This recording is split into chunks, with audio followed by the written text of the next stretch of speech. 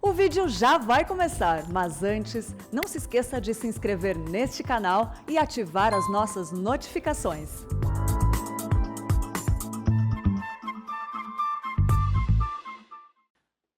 Abra a sua Bíblia, por favor, no texto de Jonas. Nós vamos ler a partir do último versículo do capítulo 1. Jonas, capítulo 1. Jonas, capítulo 1, versículo 17.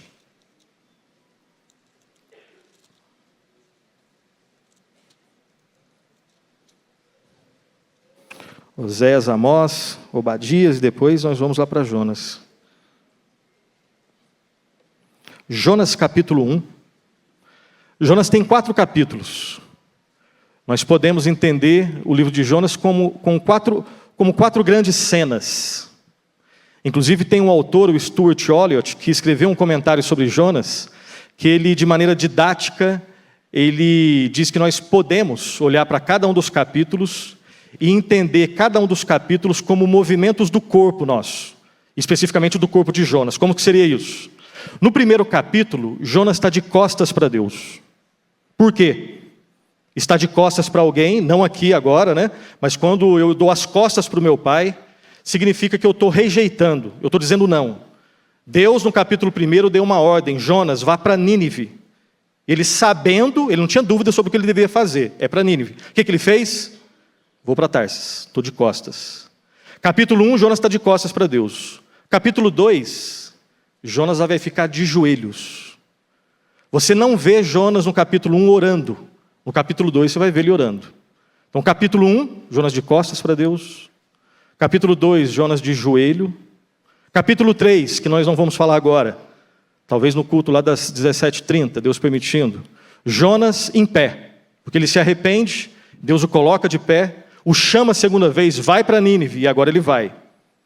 E no último capítulo, Jonas sentado, porque ele agora desanimado, ele não queria. Por que Jonas não quis ir para Nínive? É porque ele tinha certeza que Deus é um Deus que perdoa. Nínive é uma nação que é conhecida pela sua crueldade. O texto foi escrito lá no contexto onde Jeroboão II era o rei. E a nação estava presa. Os assírios, eles haviam matado e prendido os judeus. E isso aqui não é para justificar Jonas, é só para entender um pouco do ódio que ele sentia no coração. Jonas não queria ir para Nínive, porque ele sabia que mesmo que se ele chegasse lá e pregasse uma mensagem sem querer, do jeito que ele falou, lembra da mensagem? Né, vou lembrar aqui de novo. A pregação de Jonas em Nínive foi ele andar pelas ruas de Nínive e falar: daqui a 40 dias e Nínive estará subvertida, destruída. 40 dias e Nínive estará subvertida. Essa era a pregação. E aí eu vou repetir o que eu disse lá no culto das 8. É uma pregação de juízo sem esperança aparente. Só que Jonas, ele sabia que se ele fosse para Nínive e pregasse uma mensagem desse jeito, de juízo, sem aparente esperança, Deus é um Deus que perdoa. Deus é um Deus que tem misericórdia. E ele provavelmente iria perdoar os ninivitas. E foi isso que aconteceu. No capítulo 1, Jonas de costas. Capítulo 2, agora que nós vamos ver, Jonas ajoelhado, de joelhos.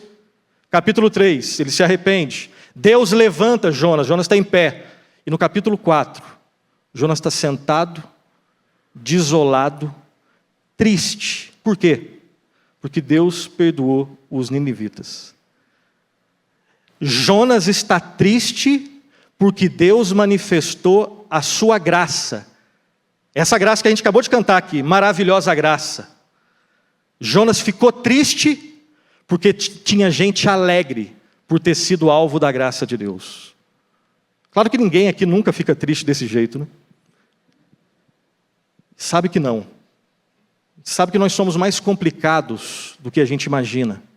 Às vezes nós nos entristecemos com aquilo que Deus gosta, Deus aprova e a gente se entristece. E E às vezes tem coisa que a gente devia ficar triste e a gente fica alegre. Às vezes nós não nos alegramos na palavra e nós nos alegramos no pecado. Crente, estou falando de não crente não. Crente, nós temos esses dramas. E o livro de Jonas, ele fala desse drama que o profeta passou. E nós sabemos, vou repetir aqui, né, para quem não esteve, não estudou junto aqui conosco, o capítulo 1, que definitivamente o personagem principal do livro de Jonas, óbvio que não é Jonas. Eu sei que a gente aprende, né, que qual que é a grande imagem, a primeira imagem que vem à nossa mente quando nós pensamos em Jonas, né, é o livro do profeta Fujão, que foi engolido pela baleia, né, por um grande peixe. E obviamente o livro não foi escrito para a gente guardar isso. O grande personagem de Jonas não é Jonas. O grande personagem de Jonas é o próprio Deus, soberano, misericordioso, que exercita juízo e graça, trazendo salvação para Jonas, trazendo salvação para os ninivitas. Deus salva quem você quer que seja salvo, e Deus salva quem você não quer que seja salvo. Deus salva as pessoas que você está orando para que eles sejam salvos. E Deus salva inclusive aquelas que você, se fosse por você, estariam condenadas ao inferno. A graça de Deus é muito mais revolucionária do que a gente imagina. Muito mais revolucionária do que a gente imagina. Na verdade, se tem uma realidade que é verdadeiramente revolucionária, é a graça. Por isso é que é loucura para o mundo. É louco. É louco. O que é sanidade para o mundo é loucura para Deus. O que é loucura, o que é sanidade do ponto de vista bíblico, aí o mundo chama isso de loucura. E a primeira cena, nós temos do versículo 1 até o versículo 16 do 1º capítulo. Deus chama Jonas, Jonas, vai lá para Nínive, prega uma mensagem. Jonas não vai para Nínive, ele vai para o porto de Jope e vai para Tarsis. Basicamente é isso. No meio do navio para Tarsis, você tem os marinheiros ali que não são crentes. A coisa começa a ficar, né, confusa, o mar revolto. E quando todo mundo está ali desesperado, eu também ficaria, Jonas está dormindo. Ele é acordado pelos marinheiros. Deus é aquele que governa sobre a chuva, sobre as tempestades, inclusive sobre o lançar de sortes. Eles lançam uma sorte, né?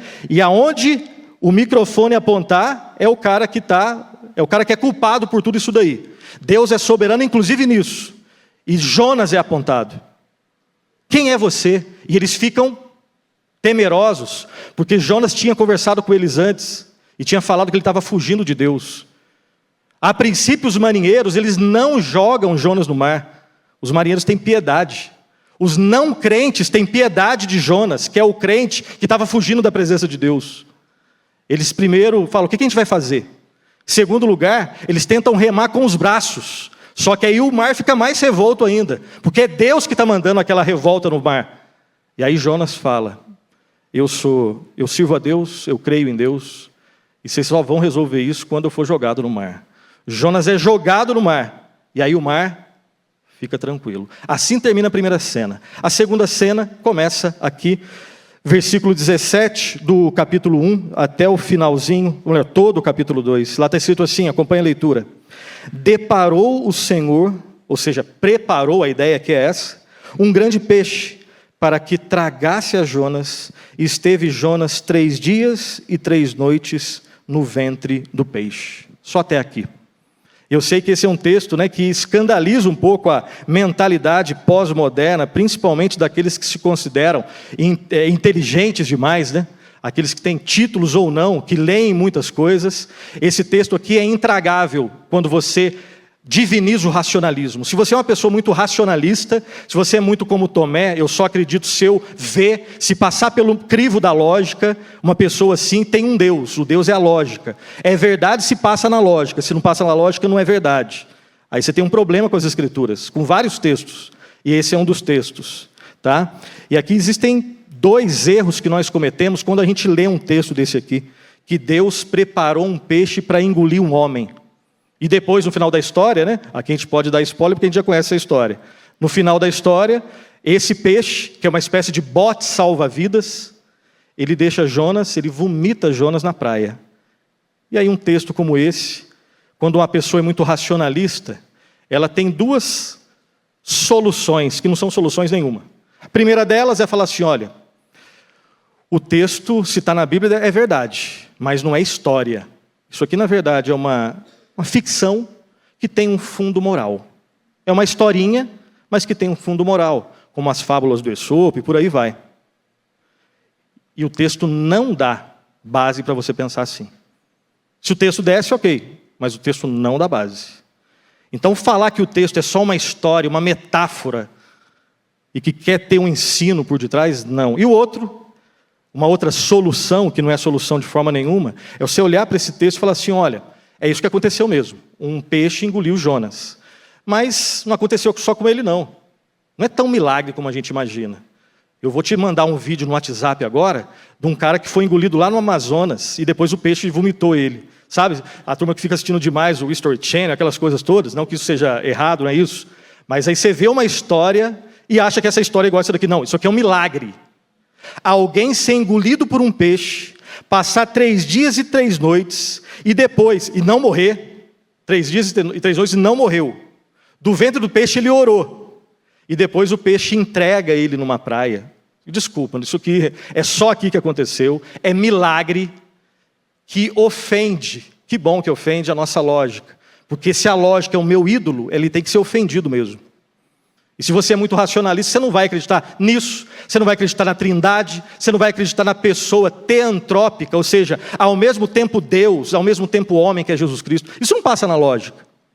Nunca passa na lógica. Então é para ofender mesmo o nosso ídolo. A razão não é culpada, tá? Deus que criou a razão. Racionalidade é a forma como a gente usa a razão. Posso usar para o bem ou para o mal. De forma em adoração a Deus ou em rebelião em relação a Deus. Agora o racionalista é alguém que pegou a razão, tirou Deus do centro e colocou a razão no centro. É como os emocionalistas também fazem, né? Emoção é algo que Deus criou. Emocionalidade é a forma como eu utilizo a emoção, para o bem ou para o mal. Às vezes eu me emociono com pecado e sofri com as coisas de Deus. Às vezes eu me emociono com as coisas de Deus e eu devo rejeitar o pecado. Agora o emocionalista é aquela pessoa que coloca a razão no centro. Então eu venho no culto, se não arrepiar, é culto ruim, mesmo que você pregue a palavra. Cuidado, que tem coisas que te arrepiam e são heresias. Fechando parênteses e voltando para cá. Esse é um texto histórico. E não é histórico porque eu disse que é histórico, eu não tenho autoridade. É porque Cristo diz que é histórico. Nós não vamos ler agora por causa de tempo, mas nós sabemos como Cristo trata esse texto. Quando ele está conversando com os fariseus e os escribas, eles pedem um sinal e Cristo fala, não vou dar nenhum sinal, a não ser o sinal de Jonas, que ficou... Aí Cristo está falando, você está discordando, é discordando de Cristo, que ficou 3 dias e 3 noites, assim como eu vou ficar no centro da terra, 3 dias e 3 noites. É Cristo que trata esse texto como histórico, aconteceu no tempo e no espaço. Ele é o rei da hermenêutica, o rei da interpretação perfeita. E é por isso que eu falo que esse texto é histórico, é porque Cristo, aquele que tem a interpretação perfeita, disse que é histórico, ok? Beleza, então vamos lá. Fechamos aqui esse versículo 17, vamos para o capítulo 2, versículo por versículo. Versículo 1 está escrito assim, acompanhe. Então Jonas, do ventre do peixe, orou ao Senhor seu Deus. Versículo 2, e disse, na minha angústia, clamei ao Senhor, e ele me respondeu. Do ventre do abismo gritei, e tu me acudiste. Perceba, né, repetindo uma coisa que eu disse, Jonas não orou em nenhum momento do capítulo 1. Quando ele estava em pé, ele não orou em nenhum momento. Não tem relato disso. A primeira vez que ele ora é dentro de um peixe. Dentro, né, do estômago ali de um peixe. E como eu às vezes, e você provavelmente, nós somos teimosos como Jonas, às vezes a gente só começa a orar quando a gente sofre. Às vezes a gente ora com saúde. Às vezes eu estou desempregado, peço por um emprego, Deus me dá um emprego, eu me afasto de Deus. E aí Deus, por nos amar, Ele sabe, né, que a gente não vai às vezes pelo amor, mas Ele nos ama, e por nos amar, a gente passa por sofrimento. E aí no sofrimento, no estômago de um peixe, a gente volta a orar. Isso não é castigo. Isso não é castigo. Deus não trata assim quem não é filho dele. Se Deus realmente nos salvou, Ele nunca vai nos abandonar. A teologia que diz que Deus salva, e quando a gente desobedece, Ele dessalva, não está na Bíblia. Não está na Bíblia.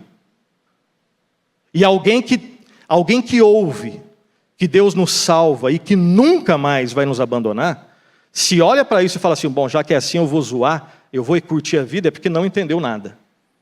Porque quando você entende que o preço para que você uma vez fosse salvo e nunca mais Deus te abandonasse, foi o sangue do justo Jesus Cristo, o Filho de Deus, que foi cravado na cruz, o justo morrendo por injustos e criminosos, como todos nós aqui, quando você lembra disso, você treme, você chora, você pede perdão, e as respostas para essa mensagem nunca vai ser de uma vida relaxada. Vai ser sempre de uma vida consagrada. No meio dessa vida você vai errar, infelizmente. Você vai lidar com a pecaminosidade que você ainda não conhece do seu coração. Porque quanto mais longe da palavra eu acho que eu sou bom. Porque os meus padrões são outros. Quanto mais perto da palavra, eu estou mais perto de Cristo. Mas eu começo também a conhecer mais a Cristo, conhecer o quão feio eu ainda sou. Deus ainda vai mostrar, até a volta de Cristo, ou até Ele nos levar, Ele ainda vai mostrar as feiuras que existem no nosso coração. Ele vai mostrar para os ninivitas, Ele vai mostrar para Jonas, até o capítulo 4 tem muita feiura para aparecer. Mas além da feiura do nosso coração, vai mostrar também a beleza redentora do Senhor Jesus Cristo. E a nossa esperança está nele, no desempenho dele, não no nosso desempenho. Desempenho dele, não no nosso desempenho. Então aqui do ventre do peixe, na angústia, ele clama ao Senhor. Do ventre do abismo, ele grita ao Senhor. Se Jonas, dentro do estômago de um peixe, orou, seja a situação que você estiver passando, você pode orar. E a autoridade para falar isso vem da palavra, não vem de mim. Se houve esperança para alguém que foi engolido por um peixe, há esperança para todos, nós aqui pela graça de Deus. O texto continua, versículo 3. Pois me lançaste no profundo, no coração dos mares, e a corrente das águas me cercou. Todas as tuas ondas e as tuas vagas passaram por cima de mim. Essas imagens aqui dessa oração de Jonas, é uma imagem de prisão. Ele está no fundo do abismo, como diz lá em Minas, ele está na capa do quisuco, o pó da rabiola, no fundo, no fundo, no fundo. Ele tem água para tudo quanto é lado, onda para tudo quanto é lado, ele não tem força para sair disso, não tem força, ele está preso. É como aquele salmista, né? Das profundezas clamo a ti, Senhor. É do fundo, lá do fundo. Versículo 4. Então eu disse, lançado, a ideia aqui do lançado é separado, tá? Lançado estou diante de ti, diante dos teus olhos, tornarei porventura a ver o teu santo templo. Lá no capítulo 1, Deus falou com Jonas, chamou, vai para Nínive, ele dá as costas e vai para Tarsis. Agora ele é engolido por um peixe, do ventre do peixe ele faz uma oração.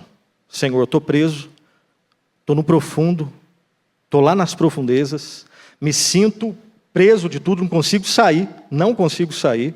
E aí olha só, alguma coisa já está acontecendo no coração dele. E vem de Deus, não vem dele. Tem algo acontecendo no coração de Jonas que ele não manifestou no capítulo 1.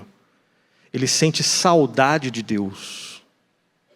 Quando ele fala assim, ele reconhece a sua situação, né? Separado estou diante dos teus olhos, aí ele pergunta, eu tornarei, porventura, a ver o teu santo templo? A gente sabe que, lá no Antigo Testamento, o templo tipificava a presença de Deus. O Deus onipotente, onipresente e onisciente, ele está presente em todo lugar. Só que Deus, olhando para o povo do Antigo Testamento e vendo eles como crianças mimadas, de forma didática, ele fala, no meu templo, ali vocês vão ver com seus olhos a minha presença. O templo era um sinal da presença de Deus. Por isso ele ora: será que eu vou tornar de novo a ver o teu templo? A experimentar, na experiência mesmo, a tua presença de novo. Ele sente saudade de Deus aqui no versículo 4. E por isso ele fala: Senhor, eu quero o Senhor, eu preciso do Senhor. E aí versículos 5 e 6 dizem assim: as águas me cercaram até a alma. Ou seja, totalmente eu estou cercado. O abismo me rodeou. E as algas se enrolaram na minha cabeça. É uma outra imagem, uma outra metáfora de prisão. Versículo 6, a parte A. Desci até os fundamentos dos montes, desci até a terra, cujos ferrolhos, as prisões, se correram sobre mim para sempre. Jonas aqui é um prisioneiro do mar. É um prisioneiro das suas próprias escolhas. Por ele ser um filho de Deus, ele não está abandonado. Mas a sensação dele nesse momento da história é de estar perdido. E aí tem um autor que ele diz assim, a oração que Jonas faz no ventre do peixe até agora, preste atenção, é um movimento descendente. Vai ter uma palavrinha que vai mudar tudo aqui. Está no versículo 6, a parte B. Contudo, entretanto, não obstante, mas. Agora vai começar a parte ascendente. Tudo que Jonas falou aqui expressa o quê? Ele está descendo, ele está perdido. Os ferrolhos o prendem, e cada vez mais ele está na profundeza. Aí vem a palavrinha que muda tudo. Contudo, agora vai começar um movimento para cima. A esperança agora, tá? Contudo, versículo 6, a parte B. Contudo, fizeste o quê? Subir. Da onde? Da sepultura. Ele se sentia como morto. Da sepultura minha vida. Ó Senhor, meu Deus. Ele começa agora a clamar: ó Senhor, meu Deus. Quando dentro de mim desfalecia a minha alma, eu me lembrei do Senhor. Vamos lá todo mundo? Até o final? E subiu a ti a minha oração no teu santo templo. Agora começa o movimento ascendente, a esperança. Primeiro, a graça só faz sentido quando o pano de fundo é a escuridão, a perdição. É porque o homem está totalmente perdido que ele precisa ser totalmente salvo. E um homem que está totalmente perdido e morto nos seus pecados, ele não consegue fazer nada, a não ser manifestar a morte. Se o homem morto no pecado consegue fazer alguma coisa, mesmo que seja se preparar para receber a graça de Deus, então ele não está totalmente morto. Mas a Bíblia não diz isso. A Bíblia diz que Deus olha do céu e não vê nenhum justo, nenhum sequer. Todos pecaram e se extraviaram, a uma se fizeram inúteis, se corromperam. A situação do homem, depois do pecado, antes da graça de Deus, não é de doença espiritual, é de morte espiritual. E é por isso que depois de totalmente perdidos, nós precisamos ser o quê?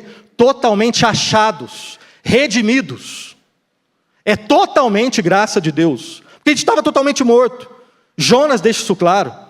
Claro que aqui, ele não está totalmente morto espiritualmente, o sentimento dele é que ele não pode fazer nada, nada. E aí sim, vem de cima, vem de Deus a salvação. E ele consegue agora perceber, quando ele fala, e subiu a ti a minha oração, no teu santo templo. Aí vem o versículo 7, versículo 8. Os que se entregam à idolatria vã, abandonam aquele que lhes é misericordioso. Mas com voz do agradecimento, eu te oferecerei sacrifício. O que votei, pagarei. Ao Senhor pertence a salvação. Perceba uma coisa. Lá no capítulo 1, a gente tem certeza que aqueles marinheiros se converteram, porque no final do processo, eles tremem diante de Deus, eles temem a Deus, eles fazem votos e sacrifícios. Só faz isso quem foi tocado pela graça de Deus. Até então, Jonas não tinha feito nenhum voto e nenhum sacrifício. Aqui ele faz. Nesses versículos que nós acabamos de ler aqui. Mas com voz de agradecimento, versículo 9, eu te oferecerei sacrifício, o que votei pagarei. E aí vem a frase que, segundo alguns estudiosos, resume o livro todo de Jonas. Todo. Que é essa frase do finalzinho aqui. Ao Senhor pertence a salvação. Todo mundo forte, vamos lá? Ao Senhor pertence a salvação. Não foi Calvino que inventou isso. Ao Senhor pertence a salvação. Jonas sabia disso, lendo o Antigo Testamento e na experiência dele. Todo cristão, ele sabe que no fundo, quando a gente está em pé, alguém já disse isso, né? Não sei se foi Spurgeon, em pé, achando que eu consigo me sustentar, eu acho que a salvação é 50% eu, 50% Deus. Em pé, sem orar, eu acho isso. Agora, quando alguma circunstância controlada por Deus, e todas as circunstâncias da vida, a tempestade, Deus é soberano. Quando Deus vai enviar uma plantinha para proteger Jonas, lá no capítulo 4, Deus que envia. Aí depois o mesmo Deus que enviou a plantinha para proteger Jonas do calor, envia um bafo quente.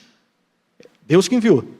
E quando Deus envia um verme para detonar a plantinha que ele havia enviado, Deus é que enviou.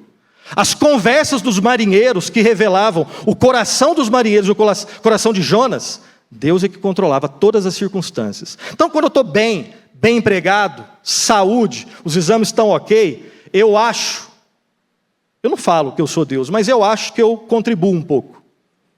Agora, quando alguma circunstância da vida, seja ela qual for, me coloca de joelho ninguém tem coragem, Senhor, dá para o Senhor fazer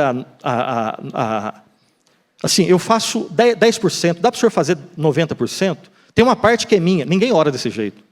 Todo mundo fala, Senhor, estou perdido, eu já tentei de tudo, eu já até achei que eu conseguia, mas eu cheguei num ponto que realmente, sem chance, não dá. Só o Senhor, tem misericórdia de mim. Isso expressa duas realidades bíblicas e existenciais. A miserabilidade do homem e a perfeição divina. A total dependência que nós temos de Deus e o total poder que Deus tem para transformar homens e mulheres como nós, de perdidos a pessoas perdoadas e que agora estão rumo ao céu, olhando para o Senhor Jesus Cristo. E Jonas experimenta isso daqui.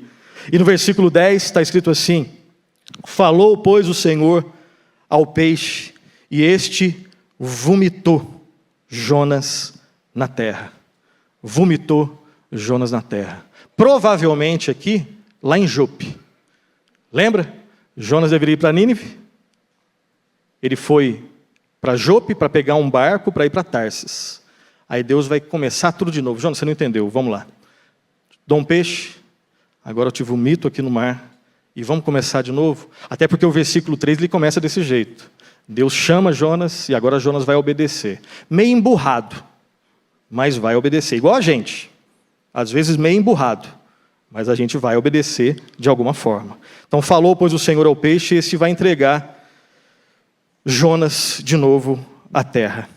Quero terminar com as seguintes aplicações do que nós podemos fazer aqui com esse segundo capítulo aqui do livro de Jonas. Você pode orar em qualquer lugar. Abraão, Isaque e Jacó oraram no deserto, Salomão orou no templo, coletor de impostos orou na sinagoga, Cornélio orou em uma casa, os discípulos oraram num barco, Jesus orou num jardim, Jonas orou no ventre de um peixe, e você pode orar em qualquer lugar. Se nós estivéssemos em um país islâmico, num país comunista, realmente que o comunismo chegou no poder, e se nós fôssemos presos, e se nos colocássemos num quartinho pequeno, de 2 por 2, onde tivesse lugar somente para sentar, nem dava para deitar, e com uma privada suja ali, é ali que você vai ter que orar. Até porque pessoas fazem isso. Dá para imaginar a situação dos nossos irmãos que passam por esse tipo de situação? Então não tem lugar para orar. É claro que nós temos o privilégio. Se você tem um privilégio, assim como naquele filme lá, O Quarto de Oração, né, de separar um lugar específico, sem mistificar, cuidado com isso, porque a gente tem a tendência de pegar coisas boas e transformar em coisas ruins, em ídolos. Mas se você tem lá o seu quartinho, o lado da cama que você gosta mais, beleza. Mas quando não tiver o quartinho, o lado da cama legal, ore aonde você estiver. Em pé, deitado. Às vezes voltando para sua casa, alta madrugada, né? Ore em pé, deitado, o olho aberto, o olho fechado, enfim.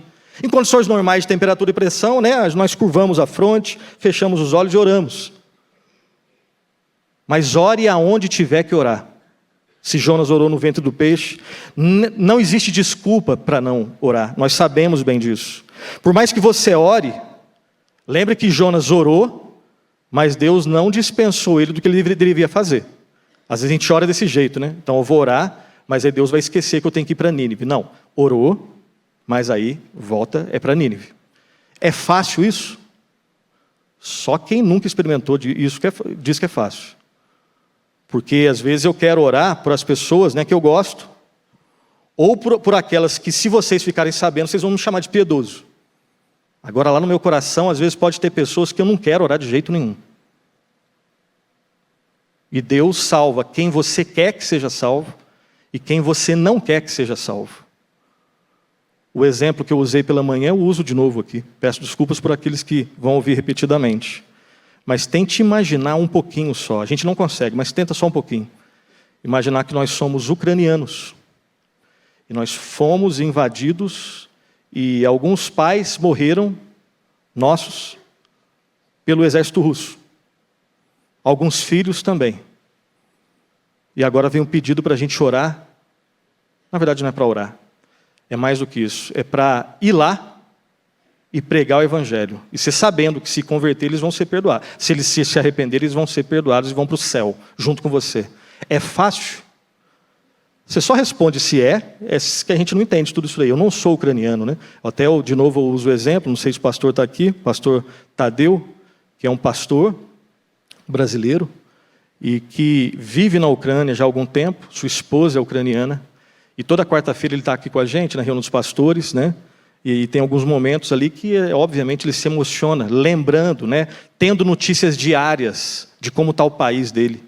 Dá para você imaginar que onde você mora, né, o Alto de Pinheiros, aqui, onde você mora, devastado, arrebentado? Dá para imaginar isso? Jonas teve que pregar uma mensagem para um povo inimigo. O que foi pedido de Jonas não é algo que foi muito fácil. Na verdade, do ponto de vista humano, é impossível. É só se Deus mexer no coração. E Deus mexeu. Assim como a gente só ora legitimamente pela conversão de alguém, se Deus mexer no nosso coração. Se não mexer, a gente continua sendo egoísta. A gente gosta das nossas panelinhas dentro e fora da igreja. Quem quebra tudo isso é o Espírito Santo. E a gente tem que aprender muito ainda, a começar por mim. Então, ore, mas aquilo que Deus pediu para você fazer, é para você fazer. O arrependimento, ele acontece no primeiro dia da vida cristã, e ele vai acontecer todos os dias, até ou que a gente parta, ou que Cristo nos leve, ou que Cristo volte. Arrependimento, como Calvino, como Lutero dizia, né, é um estilo de vida do cristão.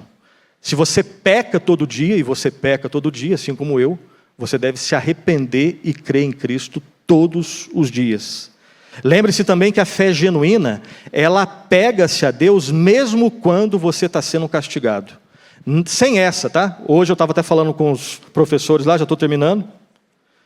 Lembra 2 anos atrás? Março de 2020? Março, abril, maio, junho, pandemia rolando. A gente nem podia estar aqui, eram umas 15 pessoas só para gravar. Muita gente angustiada, chorando, às vezes aparentemente sem saber por quê. Gente desempregada, medo, o que vai acontecer? Você lembra, né? Há uns 1 ano e meio atrás aí. Triste.